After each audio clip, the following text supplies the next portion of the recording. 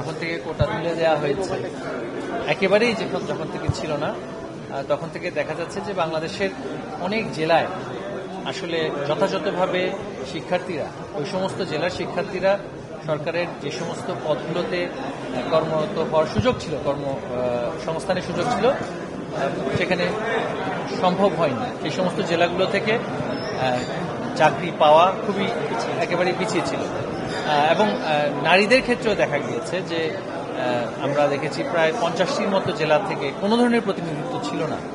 তো এবং যারা নৃগোষ্ঠী, পাহাড়ি নৃগোষ্ঠী, ক্ষুদ্র নৃগোষ্ঠী, সেখান থেকেও কিন্তু অনেক শিক্ষার্থী আগে যেভাবে করে সুযোগ পেতেন সেটা সম্ভব হয়নি।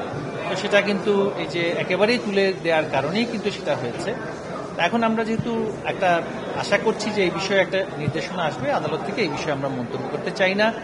আর অনেকেই সেটা নিয়ে রাস্তায় নেমেছেন। কিছু কিছু বিষয় আসে যে কিছু কিছু বিষয় থাকে সেগুলো আসলে রাজপথে সমাধান করা সম্ভব নয়। এখন জন্ম সনদ দিয়ে খোলো বিকাশ স্টুডেন্ট অ্যাকাউন্ট, নিজের বিকাশ নিজে কর। রাজপথে সমাধান করা সম্ভব নয়, যেহেতু পক্ষভুক্ত হয়েছে।